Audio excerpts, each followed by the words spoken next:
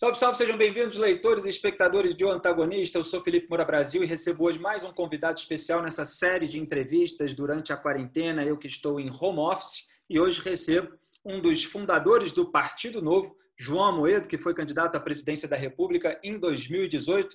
Boa tarde, João, como vai? Boa tarde, Felipe. Obrigado pelo convite. É um prazer aí estar no bate-papo com vocês e com a turma que te seguem aí. Prazer é meu, João. Muita gente sabe isso que eu acabei de falar para introduzir aqui, fazendo a sua apresentação, mas não sabe exatamente quais são as suas atividades atuais. Então, o que João Amoedo está fazendo nesse momento, tanto em relação à iniciativa privada, quanto em relação ao partido e à atuação no debate público também nesse momento?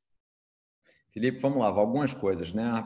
Eu tinha certamente outros planos, assim, com outras pessoas. Depois de 10 anos no Novo, estava com as ideias de dar uma viajada, fazer um pouco mais de esporte, mas justamente a minha saída coincidiu com o início da pandemia. Então, o que eu tenho feito? Eu tenho conseguido agora me dedicar um pouco mais de tempo aos meus investimentos, coisa que eu tinha deixado bem de lado todo esse tempo de dedicação ao Novo. Tenho sido acompanhado aí o que tem acontecido na vida pública do Brasil e tenho certamente, acho que é importante colocar a minha opinião, a minha visão de tudo que está se passando. E com a pandemia, eu me dediquei também a um projeto, acho que vi muita gente ajudando em várias frentes, eu achei que tinha que ajudar numa frente justamente aquelas pessoas que têm maior necessidade. Então, montei um projeto com um pequeno grupo aí, chamado Colabora Agora, onde a gente fez uma espécie de Bolsa Família com dinheiro privado. Então, a gente conseguiu doações, eu puxei esse valor aí, e a gente já conseguiu atender aí 11 mil famílias, distribuindo um voucher de R$200, na verdade é um cartão de crédito pré-pago para essas pessoas.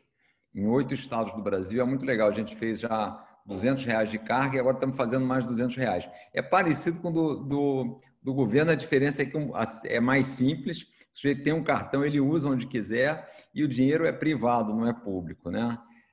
E a última dinheiro de coisa... quem, João? Quem é que está financiando isso exatamente? Olha, a gente já levantou aí cerca de 4 milhões e 300 mil reais, e eu prometi e fiz isso, quer dizer, para cada doação que a gente recebe, eu coloco 30%. Então, já coloquei mais ou menos 1 milhão desse valor, e foi doação assim, a gente teve mais de 2 mil doadores, gente que faz na internet, tem um site que a pessoa acessa, faz a doação, contatei algumas pessoas próximas para também ajudarem, e o objetivo foi esse, eles recebem um cartão pré-pago, a gente conseguiu que o Itaú emitisse um cartão, a bandeira Visa, bandeira Mastercard, e é legal porque a gente conseguiu justamente chegar nas comunidades mais pobres, então aí no Rio, fomos na Rocinha, no Alemão, São Paulo, Paraisópolis, mandamos cartões para Manaus, para Belém, para São Luís, para Aracaju, em Sergipe, quer dizer, e aí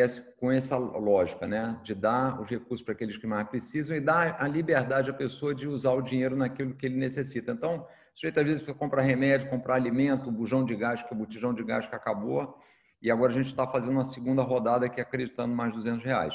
Então, me dediquei muito a estruturar isso, a divulgar e a captar recursos. E a última atividade, só para fechar a tua pergunta, agora me dedicando também um pouco mais à Fundação do Novo. Eu estou no conselho curador da Fundação. Fundação é um órgão que a gente já tinha há algum tempo, mas nunca foi muito operacional. E agora a ideia é que a Fundação passe a ser realmente um lugar para a gente formar novas lideranças para o partido, né? Tanto para serem mandatários, quanto para participarem da gestão dos diretórios. Então, eu estou com um grupo lá me dedicando, o Bernardinho é o presidente do Conselho Curador, outras pessoas do Novo, e a gente está se dedicando a estruturar essas aulas aí para futuros mandatários. Certo. A gente vai abordar aqui na entrevista alguns assuntos relacionados a essas atividades, mas já que você tocou no assunto do Bolsa Família, vamos começar então a falar sobre o Bolsa Família estatal, de fato. A gente está vendo aí o Jair Bolsonaro querendo, inclusive, deixar claro para a população que isso está vindo do governo. Aí o próprio relator do Corona Voucher desmentiu uma história contada pela família Bolsonaro ali para a população, dizendo que o governo não queria dar mais de R$200 no começo, e houve, inclusive, muita insistência para que isso acontecesse. Aí o Congresso aprovou R$500, depois o governo, para parecer também que estava elevando aquele valor, aumentou um pouquinho para 600, para tentar ganhar o crédito disso. A gente vê um desgaste do Jair Bolsonaro nas classes mais elevadas, né? Inclusive as pesquisas agora estão confirmando isso, que eu venho analisando já há meses aqui no Antagonista, e compensando com esse crédito que é ganho em popularidade por causa do auxílio emergencial. Então, na sua opinião, até como fundador de um partido liberal que ergueu essa bandeira da contenção dos gastos públicos, qual é a importância? Existia já o Bolsa Família, é claro que o PT também fazia uma certa exploração eleitoreira, o Hélio Bicudo, que foi um dos fundadores do partido, depois coautor do pedido de impeachment da Dilma, disse que ouviu do José Dirceu que o Bolsa Família eram 40 milhões de votos e tal.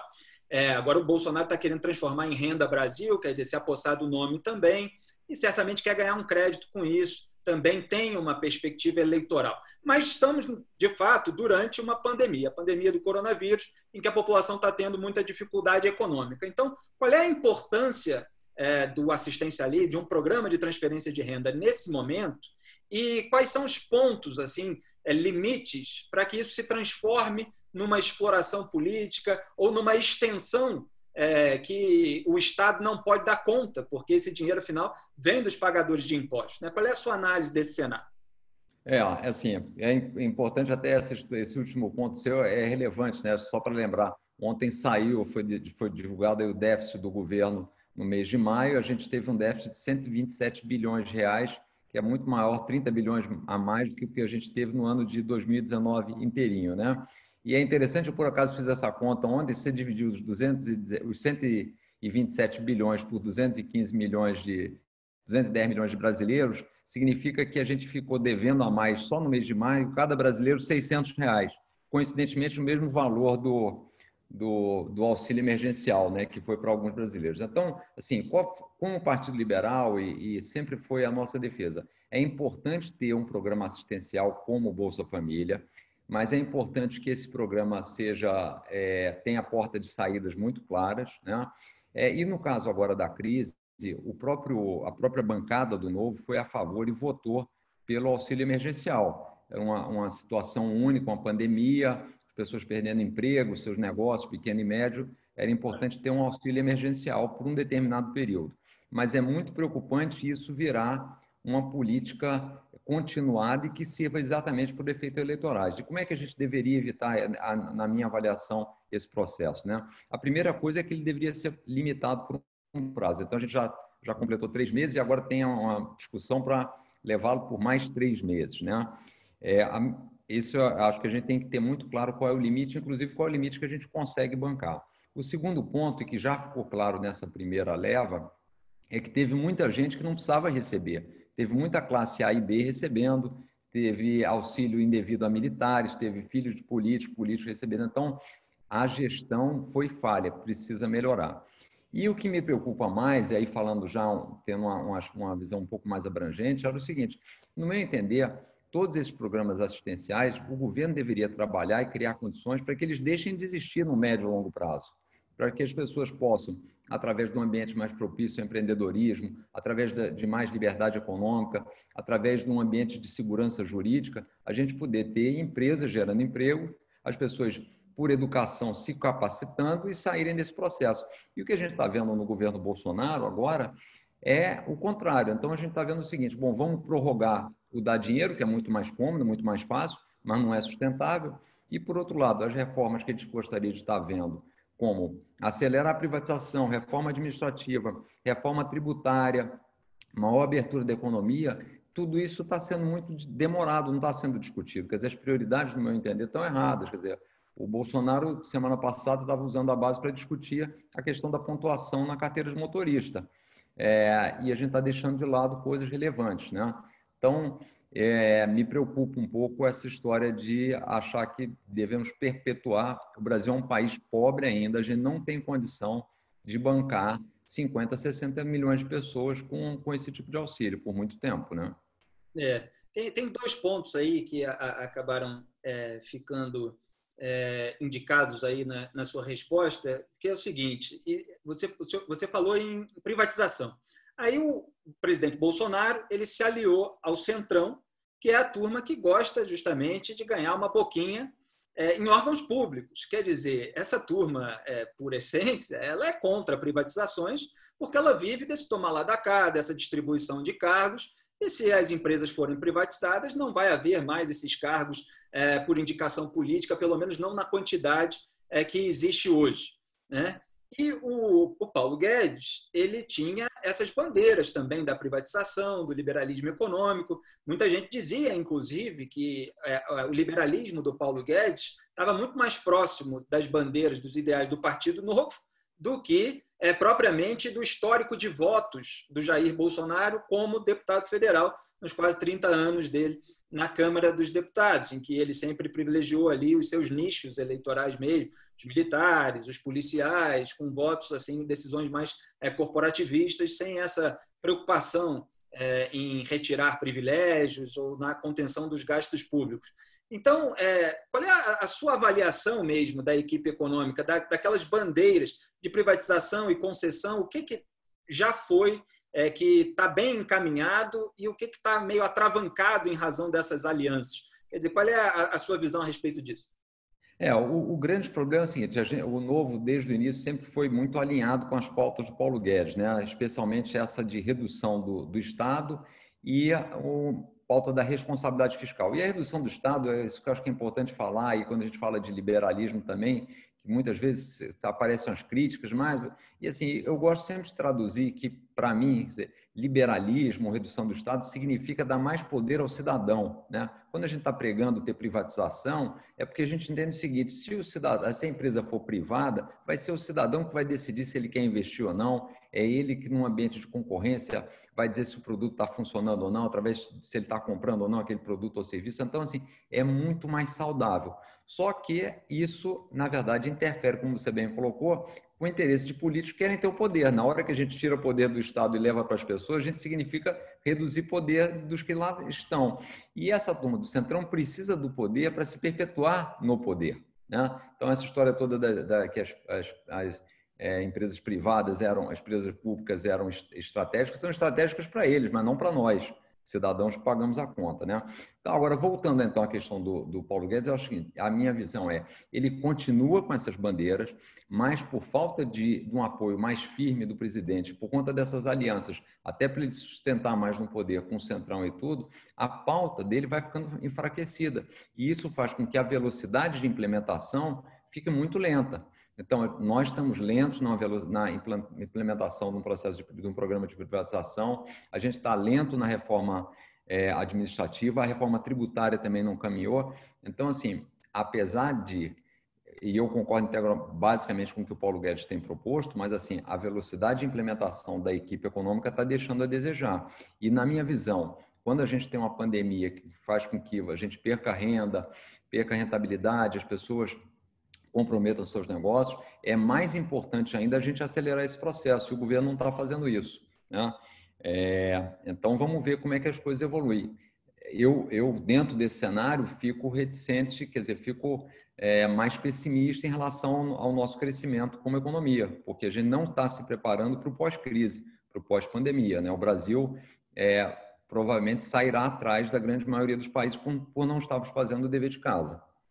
E você acha que o governo tem esse discurso, um pouco de estava tudo indo muito bem, o Brasil estava decolando, e aí veio a pandemia, e aí teve todo esse problema que não tem nada a ver com a gestão política e econômica do governo. Você concorda com essa tese ou você acha que não. Antes já vinha tendo algum problema que foi, inclusive, refletido no PIB pequeno de 1,1%? Não, certamente. A gente não estava deslanchando, basicamente porque a gente não tinha feito o que tinha o dever de casa, ainda tinha muita insegurança jurídica, tinha muita incerteza, até pelo próprio histórico do presidente Bolsonaro. Ele nunca foi um liberal convicto, né? Em todos os 28 anos de atuação no Congresso, nunca foi a pauta que ele tenha comprado. Então, claramente, eu acho que não havia tido essa compra e, consequentemente, a gente não estava decolando mesmo. Até os números anteriores mostram, quando a gente viu aí, um pouco antes da instauração da pandemia, os números já estavam enfraquecendo. E o que houve? Agora, claro, foi uma piora. Então, não dá para culpar a pandemia, teve problema nosso mesmo de ter demorado muito. Se a gente parar para pensar objetivamente, depois da reforma da Previdência, que já tinha sido rascunhada ou desenhada lá no governo Temer e quase foi aprovada lá, a gente não andou com nada muito relevante, né? Se a gente pensar, o governo anterior fez a reforma trabalhista, aprovou o teto dos gastos e fez a reforma da Previdência, e era um governo muito mais impopular, né? Então, a gente está perdendo tempo e poderia ter feito muito mais coisas. Estamos muito ainda no discurso. O discurso é bom no aspecto econômico, mas a gente ainda está muito no discurso. Quer dizer, para esse cenário pós-pandemia do qual você está falando, você considera que as medidas são privatização, concessão, reforma tributária, reforma administrativa? Tem mais algum elemento que precisa entrar aí para que haja uma retomada econômica melhor? Olha, assim, muito a parte da segurança jurídica, e aí é importante o fortalecimento das instituições, né?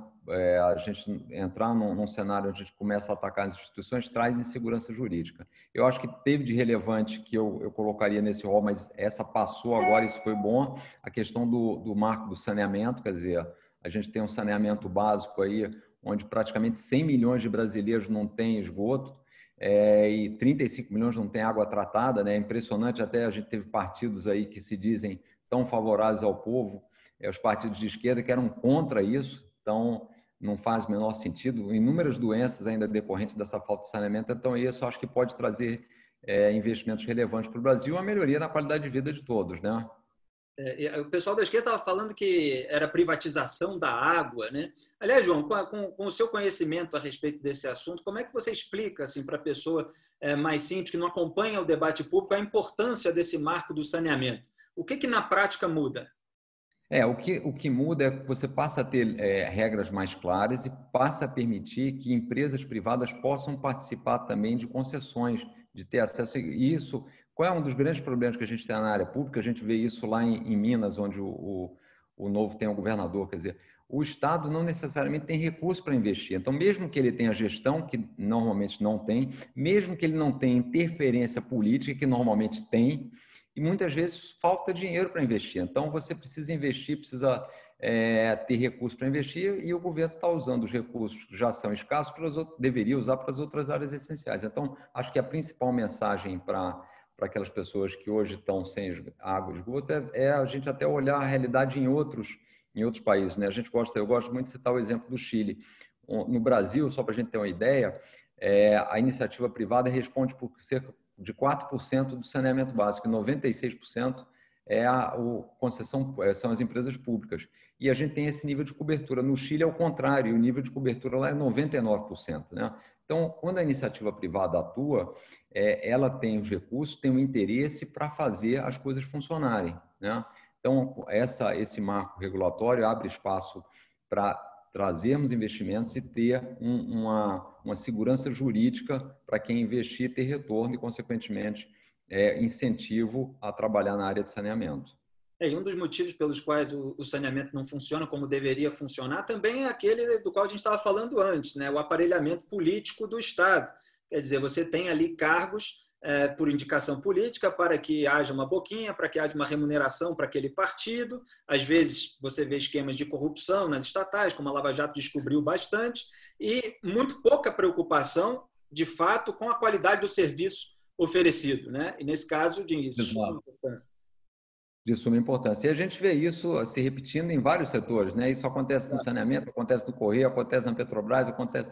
Então, assim, esse é mais um motivo pelo qual, se a gente quer ter um ambiente menos propício para a corrupção, é importante essas empresas estarem privatizadas, porque isso vai ajudar a reduzir corrupção, vai ajudar a alternância de poder, vai ajudar o cidadão a ter melhores produtos, vai ajudar nas contas públicas. Então, assim, na nossa avaliação, não tem nenhum motivo pelo qual o Estado deva fazer a gestão de empresas.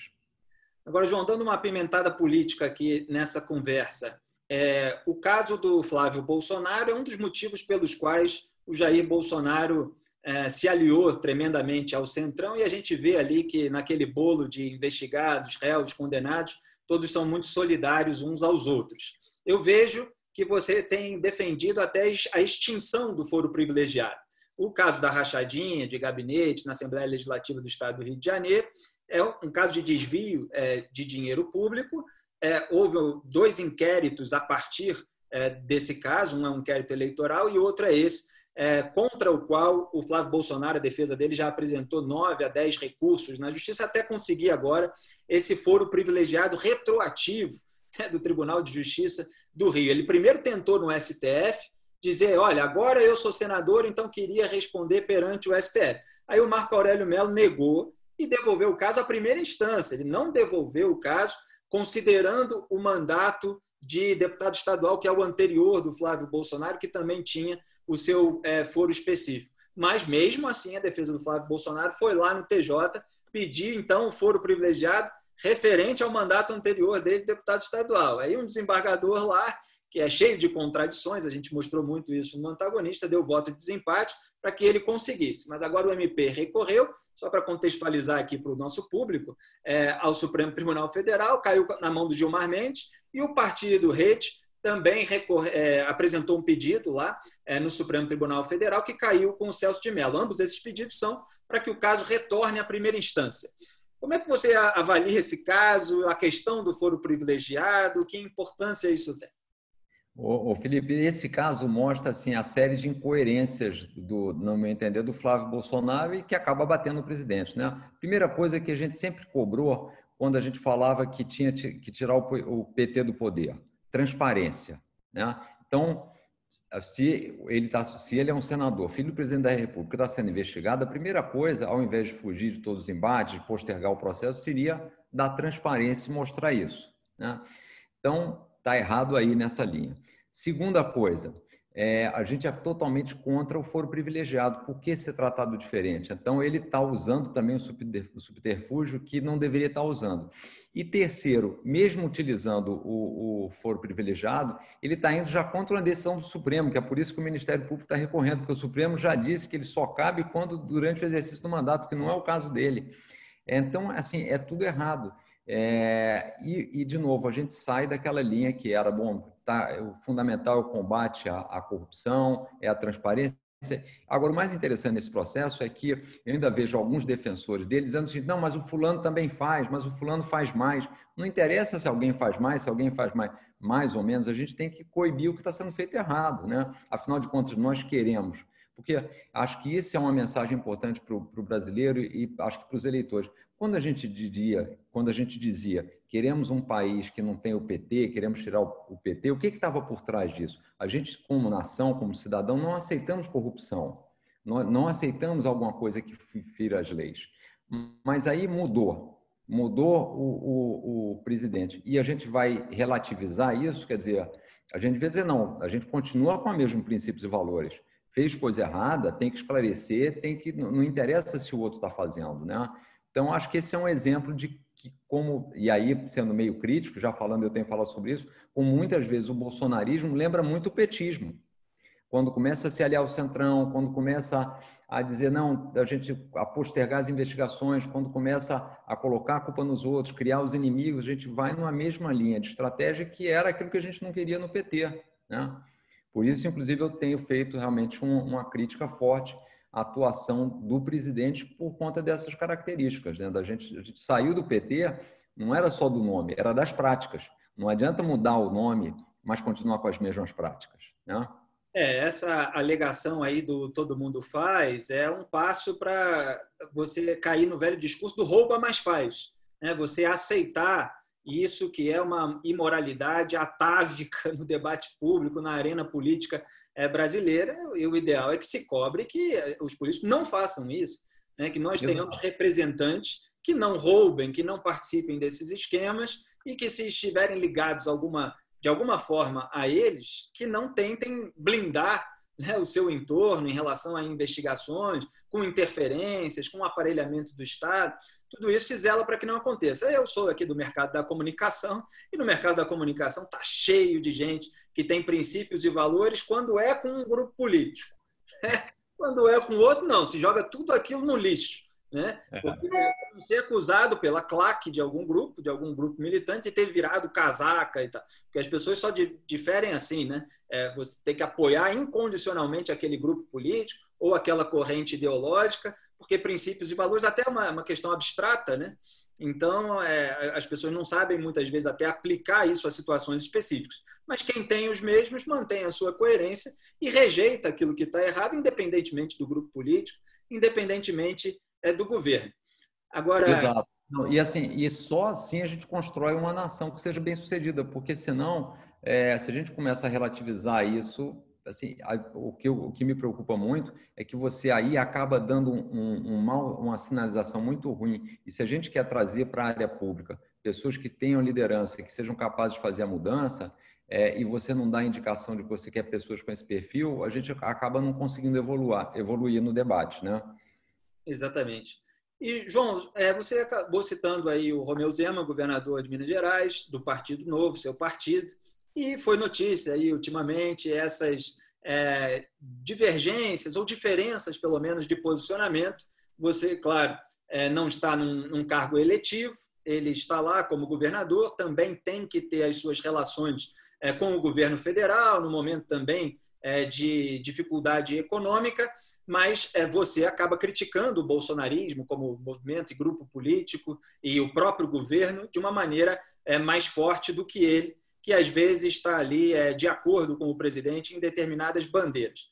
Isso gera um certo ruído no debate público. Então, qual é o seu esclarecimento, a sua visão a respeito disso? Felipe, eu acho que você colocou bem. Primeiro, hoje, eu não represento mais o Novo como instituição. Eu sou um filiado do Novo, fui fundador. Obviamente, tive esse histórico, mas eu não estou hoje à frente do partido. Então, quando eu coloco as minhas posições, não necessariamente são as posições da instituição, são as minhas posições como pessoa física. É natural que grande parte delas tenham uma identidade grande com os princípios e valores do Novo, mas não necessariamente elas coincidem, né? O papel do Zema eu entendo exatamente bem, quer dizer, o Zema hoje é um gestor público de um estado que ele recebeu totalmente quebrado, né? Um estado onde as contas públicas estavam totalmente deficitárias, atraso E nos do restos governo a do pagar. PT, né, do Fernando Do Pimentel. governo do PT, do Fernando Pimentel, quer dizer, coisas absurdas, inclusive as informações foram truncadas quando ele recebeu. A partir daquele momento, ele teve, logo de início na gestão, um desastre lá em Brumadinho, que também trouxe não só perda de vidas, mas perda de arrecadação também, e depois está lidando com toda a questão da pandemia. Então, ele hoje tem uma prioridade grande e ele precisa estar próximo, precisa do auxílio do governo federal. A gente sabe como funciona a nossa federação, que é muito dependente do governo central, né?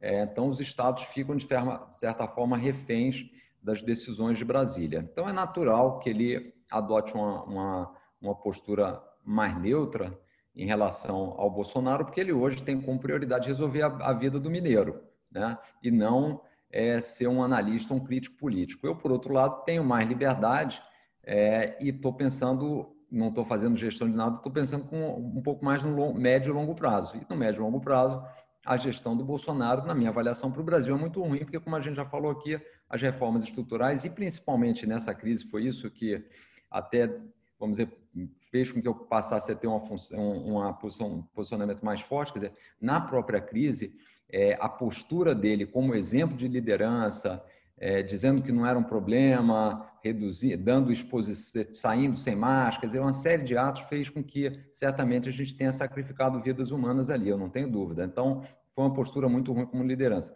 Agora, é natural que dentro do partido, então, com posições diferentes, existam essas divergências sem que a gente deixe de ter os mesmos princípios e valores. Então, o Zema está lá trabalhando pela privatização, trabalhando pela reforma da Previdência, então, muito alinhado com o que o partido defende. Mas essas opiniões sobre o líder político, acaba cada um de nós tendo a liberdade e dentro da situação de cada um, expressando a sua visão, né?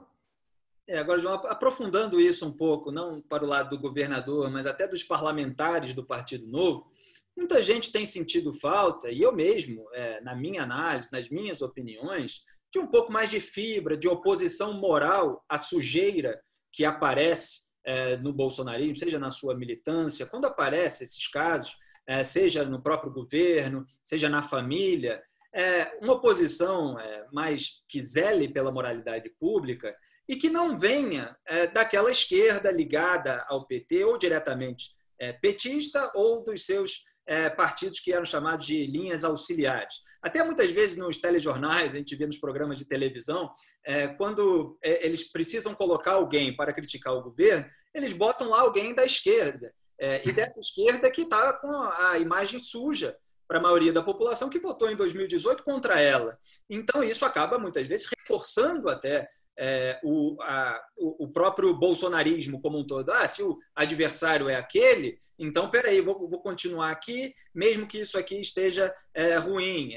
Aí a gente volta para aquela nossa conversa anterior. Então, está faltando, me parece, assim, muito claramente, uma oposição política, pelo menos naqueles assuntos em que a questão da moralidade está muito presente, por parte ali, pelo menos do centro-direita até a direita, até conservadores de verdade, que não sejam reacionários, ou o pessoal liberal em economia, que não tem as mesmas ideias à esquerda. E há vários parlamentares do Partido Novo que estão muito próximos do bolsonarismo. Não existe essa ausência, João? Olha, eu acho que tem de tudo, né? Dentro do próprio Novo, tem aqueles que são mais críticos, tem aqueles que são menos críticos. Eu espero que a gente, como um todo, evolua para uma postura mais crítica, né? Quando a gente montou o Novo, acho interessante isso em 2010, quando eu comecei a montagem do Novo, o Lula tinha 97% de aprovação.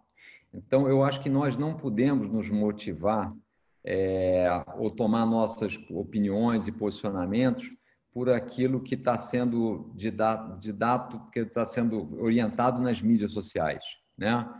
Se tem uma pressão contra, a gente vê isso constantemente, diariamente, de grupos bolsonaristas, eu muitas vezes sofro isso, a gente não pode flexibilizar aquilo que a gente acredita eventualmente, para ter mais curtidas, mais compartilhamentos, porque não é assim que a gente vai mudar o Brasil, né? Então, acho que isso é um processo. Eu acho que as pessoas estão entendendo a realidade, estão vendo o que está acontecendo. Obviamente, acho que todos nós gostaríamos que o governo desse certo, né? Acho que, como brasileiro, eu achava pouco provável, vendo quer dizer, tinha muitas críticas em relação à gestão do Bolsonaro pelo passado dele, mas, claro, no momento que assumiu, a gente gostaria que desse certo. Agora, é a nossa obrigação, no momento em que as coisas estão indo de lado ou estão indo mal, e principalmente onde estão se comprometendo os princípios e valores, a gente falar alto e apontar os erros, né? Para que o próprio corrija ou que a gente tome as correções de rumo mais lá na frente. Então, eu acho que com o tempo a gente terá essa postura mais firme, porque os fatos vão aparecer, né? Eu acho que, infelizmente, a economia vai demorar mais para se recuperar, o auxílio emergencial em algum momento vai parar, então esse efeito que ele está tendo, que acaba sendo um efeito um pouco eleitoral, também vai deixar de existir, e a realidade aparece, né? A gente está vendo aí a dificuldade do presidente para nomear os ministros, né? Estamos aí com o próprio ministro da Educação, que vamos completar já 1 ano e meio de mandato, e até hoje não tem um ministro numa área mais importante para o futuro e para gerar oportunidade para os jovens brasileiros que funcione, né? Então, acho que essa oposição mais forte vai aparecer, e eu acho que ela tem uma grande diferença da oposição que é feita pela esquerda, porque ela será uma oposição propositiva. Acho que isso que é a grande diferença. A esquerda é pouco propositiva e ainda está naquele velho discurso de que o Estado resolverá os nossos problemas, quando a gente sabe que ninguém é melhor do que o cidadão para resolver os seus próprios problemas, né? Exatamente. Eu digo isso só para completar, que, por exemplo, agora o caso do foro privilegiado. Quem entrou lá com uma ação no STF foi a Rede.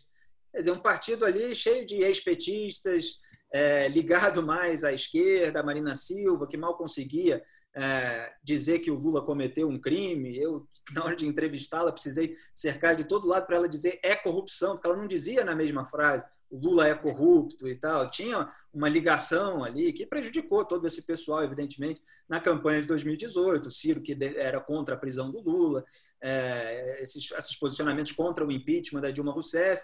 E aí, o meio petismo ou o petismo, o pessoal da esquerda votou no petismo mesmo.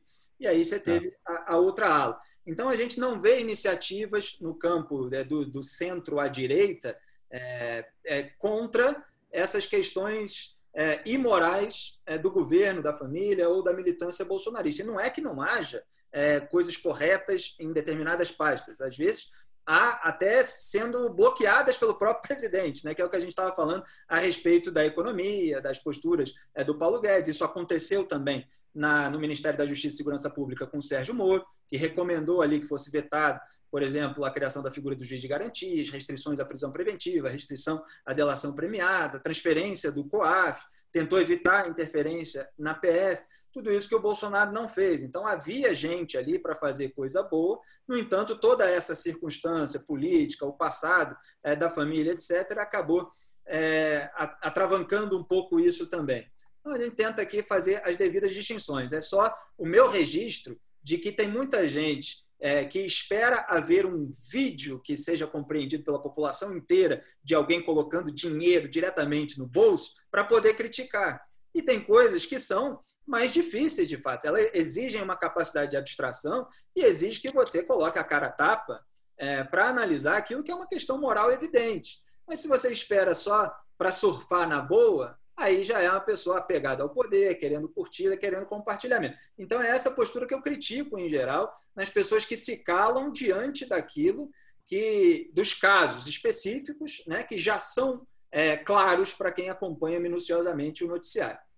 Perfeito. Não, eu concordo com isso, até porque, né, Felipe, eu acho que assim, na hora que o sujeito aparecer na foto, sendo algemado, pondo dinheiro no bolso, não precisa das pessoas que são formadoras de opinião. Exatamente. As pessoas que são formadoras de opinião têm a responsabilidade de antever um pouco as coisas, baseado, claro, em obviedade, na racionalidade, e expor isso para a população. Acho que esse é o papel de todos que são formadores de opinião, seja os políticos, seja a imprensa, quer dizer, é um papel educacional, né? Então, eu acho que como nação a gente tem que fazer isso, porque eu brinco sempre, né? Quando você entra num carro, você não deveria esperar o carro bater para você saber se o motorista é ruim ou não. Quando ele começa a dirigir, da forma como ele dirige, você já pode julgar se ele é um bom motorista ou não, né? Esperar o carro bater é sempre mais custoso e traumático, você pode se machucar. Certo. João, só para a gente concluir, eu queria entrar num caso bem específico, que tem até a ver com o caso do Flávio Bolsonaro, mas que é o gabinete, a quantidade de assessores, por exemplo. Isso faz parte também da bandeira do Partido Novo, de enxugar os gastos públicos, desperdiçar menos dinheiro, tanto na verba de gabinete, quanto no chamado cotão parlamentar, também em viagens, etc. A gente vê ali a repercussão, o dano que está causando um caso que foi surgido no gabinete, quer dizer, é um assessor, é o desvio de parte do salário dos funcionários. Então, existe aquele velho problema de haver assessores demais, né? E existe também outro problema, que é a falta de regras mais rígidas de fiscalização para aqueles que, de fato, estão trabalhando, estão produzindo. Porque tem muito assessor que hoje está ganhando para fazer militância na internet, às vezes usando conta anônima, que era o caso de um assessor do deputado federal Eduardo Bolsonaro. Tem assessor fantasma que está sendo descoberto aí pelas investigações. Quando a gente vê o histórico de outras pessoas, vê que teve cargo num lugar enquanto estudava no outro, etc. Quer dizer, o que se pode fazer de movimento para que mude isso? Porque isso também acaba favorecendo, se até de todo mundo faz, tanto que eles não querem mudar, né? Só que é claro que é sujo, é imoral, e a gente precisa apontar. Então, assim, eu vejo muitas vezes pessoas do Partido Novo dizendo, olha, eu não gastei tanto e tal. Mas que tal os políticos que defendem essa ideia criarem um movimento para mudar essas regras, né? Para os outros também, para que os outros gastem menos. Não só para mostrar para o eleitor, olha, eu gasto menos que os outros, mas vamos fazer um negócio para todo mundo, para que não haja mais funcionário fantasma, laranja, Queiroz em qualquer gabinete? Felipe, eu acho que, assim, até para dar alguns números, que realmente, você vê, quando a gente fala de assessores, né? São Paulo e Rio, eu não lembro exatamente qual dos dois, mas um tinha 20 assessores para vereador e outro 14. No Novo a gente trabalha com 6 e funciona muito bem. Para que precisa dos 14 ou dos 8 a mais, né? Os deputados do Novo, os mandatários do Novo, vão fazer uma economia de 150 milhões de reais nos seus mandatos. Se os seus pares, nas assembleias que eles estão, fizessem a mesma economia, a gente estaria falando de 5 bilhões e 700 milhões de reais. Quer dizer, é muito dinheiro. Agora, é difícil lá dentro, enquanto a gente ainda é minoria, você fazer esses movimentos. Então, eu acho que, por exemplo, agora a gente vai ter eleições de 2020. Eu acho que cada eleitor brasileiro deveria colocar na pauta, num momento de crise, num momento que o Estado está sem recursos, é o seguinte, bom, uma das preocupações com eles, se ele não vai conseguir entender muito a pauta do que eles vão fazer, de todas aquelas promessas que o candidato faz, deveria cobrar como é que você pretende tratar a sua questão de assessores e de verbas de gabinete? Quanto você pretende usar? O que você se compromete a fazer? Eu acho que se a gente coloca isso no debate, como a gente tem tentado fazer esse mesmo debate com a questão do fundo partidário, fundo eleitoral, que é um absurdo. Nós tentamos usar o fundo eleitoral e o fundo partidário para a saúde e não conseguimos. Os partidos não permitiram. Então, o Novo, inclusive, agora abriu mão de retirar o fundo eleitoral, mais de 30 milhões de reais, e a gente não vai usar. E a gente está vendo agora, nessa prorrogação das eleições, uma tendência do Centrão pedir mais dinheiro ou pedir mais horário eleitoral gratuito, que não tem nada de gratuito, e lembrando sempre, esse dinheiro está saindo do nosso bolso, né? Então, eu acho que é importante ter esse movimento lá dentro, mas, de novo, é importante o cidadão se conscientizar que é possível ter parlamentares gastando muito menos, com menos recursos, e cobrar eles, fazer essa escolha agora em 2020. Né? Aliás, o deputado estadual Chicão Bulhões, né, na Alerj, fez aí uma cobrança a respeito dessas denúncias sobre funcionário fantasma. Eu estava vendo, inclusive, no seu Twitter, você repercutiu, quer dizer, algum movimento, pelo menos, para que seja investigado, para que seja apurado, para que seja punido esse tipo de caso. Né? E, João, não podemos encerrar a entrevista sem falar aqui das futuras eleições. Então, temos essa agora, está inclusive havendo, e eu vi que você está participando desse debate também a respeito do adiamento, mas elas vão acontecer, seja em outubro, seja em dezembro, seja quando for. Então, qual é a sua perspectiva para o Partido Novo, principalmente aqui Rio-São Paulo, e a sua perspectiva também a respeito de uma candidatura maior, quer dizer, como é que foi essa experiência de 2018 e para 2022, já que tem aí essa lacuna na arena política de uma liderança que represente esses princípios e valores que não foram empregados no governo do PT e que estão sendo, no mínimo, desperdiçados no governo do Jair Bolsonaro, com todas essas questões polêmicas, etc., que a gente já tratou aqui em parte. Né? Então, quais são as suas perspectivas eleitorais para o Partido Novo?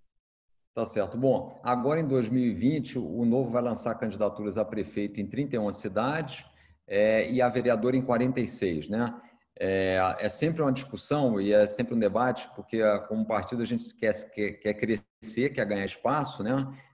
Mas você sempre tem que ter também o compromisso nosso de crescer fiéis aos nossos princípios e valores, né? Ter uma identidade, ter esses compromissos todos de corte de mordomias e, principalmente, acho que esse é o maior gargalo, né? Você trazer pessoas para a política que possam ter posturas e práticas diferentes. Isso ainda não é fácil o cidadão largar o seu negócio, largar o seu emprego e vir para a política se expor. Então, esse acaba sendo um gargalo importante. Então, fazendo tudo isso, a gente fez processo seletivo para todas essas cidades, a gente terá, então, 31 candidatos nas principais cidades. Então, teremos candidatura a prefeito no Rio, em São Paulo, em Belo Horizonte, algumas cidades no Nordeste também, no Sul, Centro-Oeste, e a gente está otimista porque ainda existe esse grande desejo de renovação. A campanha esse ano vai ser meio tumultuada por todo esse processo da pandemia, mas as mídias sociais a gente sabe que são relevantes e isso nos ajudou bastante, e particularmente a mim nas eleições de 2018, não sendo uma pessoa conhecida, sem ter dedido aos debates e também gastando pouco, deu para fazer uma campanha razoável. 2022, para mim, ainda é uma indefinição grande. Felipe, no Novo, a gente preza muito a história de ter um representante do partido, então, um pouco diferente da lógica que a gente sempre vê. Normalmente, a gente vê pessoas querendo ser candidatas e depois elas procuram um partido. Né? E no Novo, o nosso roteiro é normalmente diferente. A gente quer ter um candidato e aí vamos procurar alguém que espelhe aqueles princípios e seja a pessoa mais preparada naquele momento para sair. Né? Foi uma experiência muito interessante, eu não pensava em sair candidato, mas acho que foi muito bom, eu me surpreendi no final, acho que teve um nível de aceitação muito grande às ideias do Novo, o que o partido estava propondo, né? A gente conseguiu bater cláusula de barreira, eu tive votação em todos os estados. Outro dia, por exemplo, só para dar um exemplo, no Maranhão, eu tive votação em todas as cidades do Maranhão, eu tive pelo menos algum voto. Estou pegando um estado onde a gente não tem uma presença ainda tão forte. E 2022, vamos ver, aí é uma decisão do partido, eu ainda não estou muito claro, do meu ponto de vista, se vou querer sair ou não, quer dizer, vou ter que pensar, mas também é uma decisão em conjunto com o partido. Mas eu acho fundamental isso que você falou, nós termos uma alternativa que traga racionalidade ao debate, que traga os princípios liberais de mais poder ao cidadão e que tenha um projeto que seja alicerçado em melhorar o Brasil e não alguém que vá para se perpetuar no poder, né? Acho que a gente tem visto, acho que o próprio Bolsonaro tem dado esse exemplo, apesar dele ter dito lá atrás que estava vindo e não ia concorrer à reeleição. No momento em que ele foi eleito, a partir dali passou a trabalhar basicamente para ser reeleito. Então, tudo isso acaba prejudicando a própria gestão, porque ao invés de estar pensando no longo prazo e fazendo as coisas que precisam ser feitas, começa a se aliar ao Centrão, postergar coisas importantes, porque está mirando em 2022. Então, acho fundamental a gente ter isso e começar a discutir já qual é a proposta para o Brasil, quer dizer, qual é a agenda para o Brasil. E aí depois a gente vê quem são os nomes, né? Acho que isso é um debate fundamental. Mesmo assim, João, só para completar, teve 2 ministros que saíram do governo Bolsonaro, em meio a polêmicas também e críticas, que foram o Sérgio Moro e o Luiz Henrique Mandetta, e que saíram com uma popularidade alta. O Moro já tinha de ex-juiz, o Mandetta teve muita proeminência, ali, protagonismo durante o começo da pandemia. A abertura no Novo para essa espécie de aliança, para receber alguém mais antigo, existe uma prioridade com gente da casa, porque a gente vê, por exemplo, nesse momento, a esquerda muito fragmentada, porque a esquerda vivia em torno do PT, o PT se queimou muito, muitos outros ali já não estão querendo ficar muito próximos ao PT, mas também não conseguem se desgarrar das bandeiras petistas e fica tudo muito parecido, mas fragmentado, sem força. No momento, tem muita gente que faz essa análise, que a esquerda está assim, e isso pode ser, inclusive, pode favorecer, inclusive, o bolsonarismo numa eventual eleição.